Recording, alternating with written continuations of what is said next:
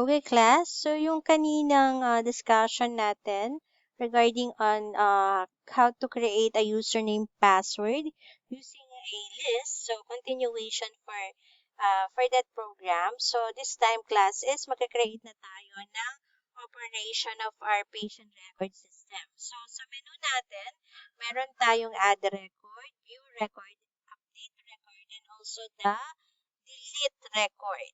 Okay? So, muna natin i-discuss about uh, an operation of an add record. So, ang gagawin natin, class, is i-add natin lahat ng record ng ating patients. Okay? So, bago dyan, class, kailangan muna natin mag-create ng another list para sa ating patient record. So, lagay natin dito ay patients. Okay? Or gawin natin path record.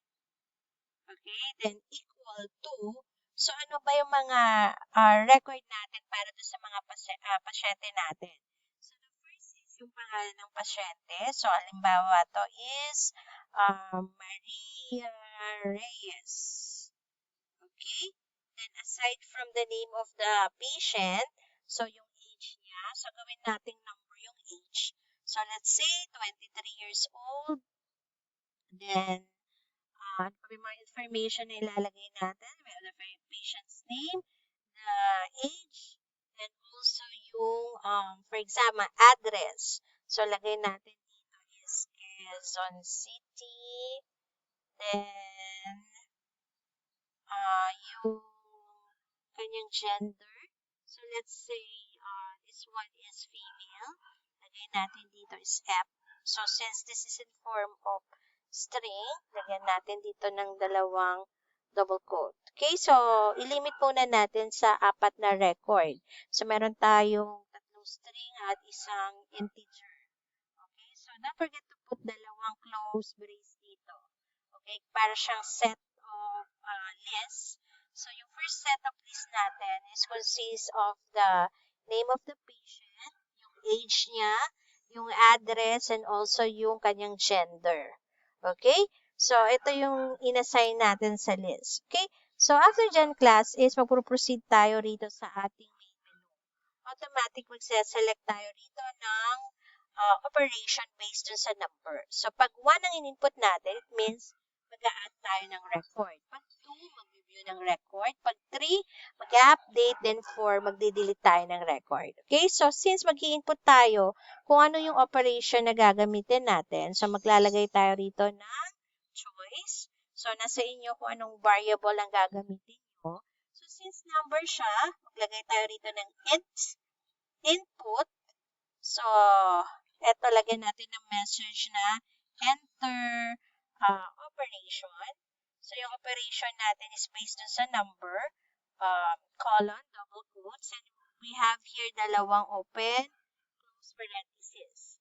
Okay, so si choice, siya yung mag-a-accept ng value kung anong operations ang ipe-perform ng ating main menu. Okay, so since naka-tab yung ating main menu, so lagyan natin din to ng dalawang \t para po position siya dun sa same position ng main menu nyo. Okay? So, magkakaroon tayo ng if condition dito. Ang condition natin is if choice, okay, is equal to 1. So, ibig sabihin, pag nag-input kayo ng 1, magpro-proceed siya dito sa condition na to. So, gagawa tayo uli ng panibagong predefined function. Okay? So, let's say pinangalan natin yung function na choice 1. Okay? Open and close parenthesis. So, i-call niya tong function na to. Okay? So, itong function na to, tayo nag-define yon. Okay? So, again, ang gagawin natin, class, is magde-define or mag-recreate tayo ng function dito. So, let's say define choice 1. Okay? So, you have here choice 1, open and close parenthesis. Then, you have here colon, then enter. Okay? So, dito na mag-i-start yung ating program. So, ano bang gagawin natin? Mag-a-add tayo ng record. So, ilang record yung inassign natin doon sa list natin?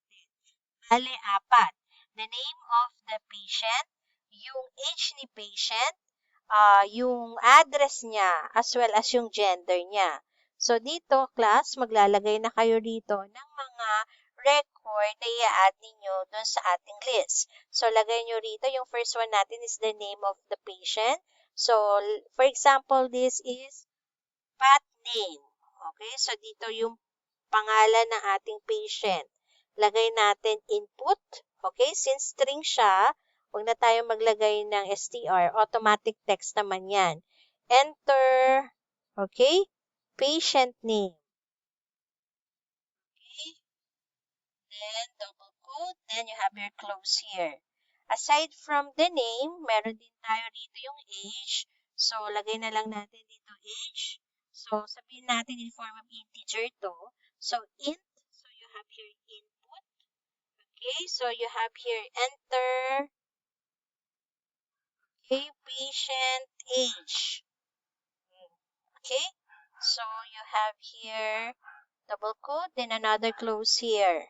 Okay, so aside from age, so ito pag ganitong class, hindi maayos yung kanyang indentation, may tendency yan na may mali dun sa statement nyo. So, in this case, dalawa ang kailangan close parenthesis niya. So, yun, umayos yung indentation niya. So, another indication yun, kapag medyo lumiliis yung spacing ng inyong program, may mali dun sa statement. Yung last statement na nilagyan nyo ng code. Okay?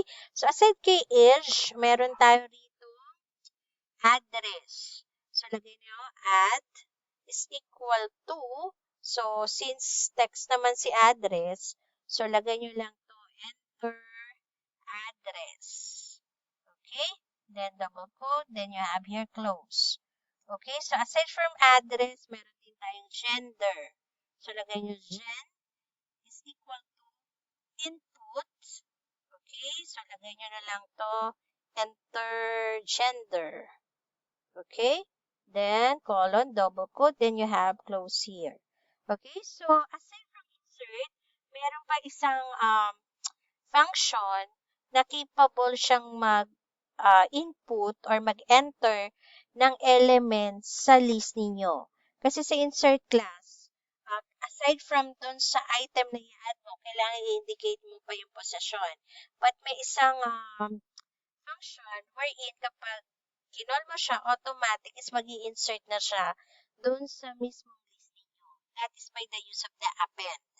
Okay? So, gagamitin natin si append. Okay?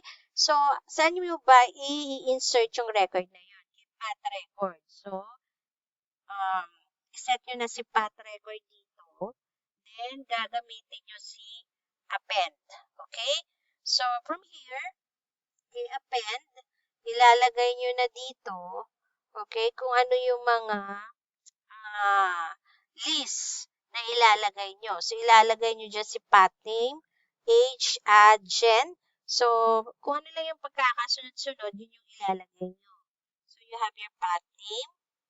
Okay, so you have here age, then si add, then gen.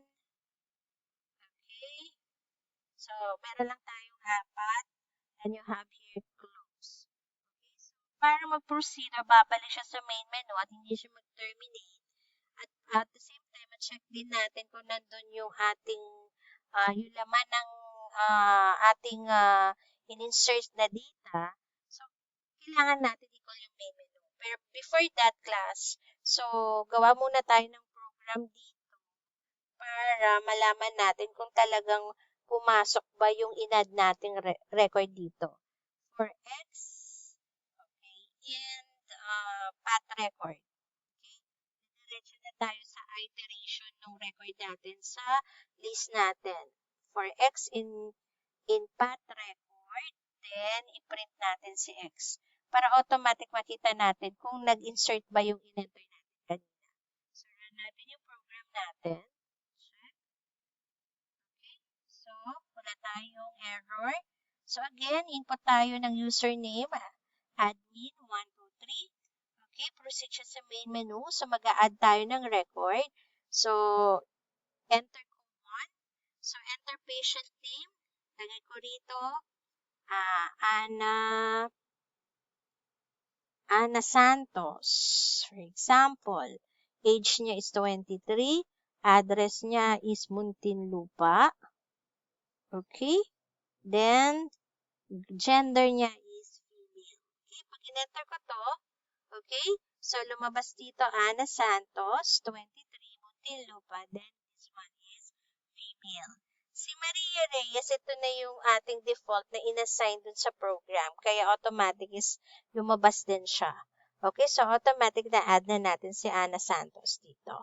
Okay, for the next program, which is the view record, please see the next video. Thank you, class.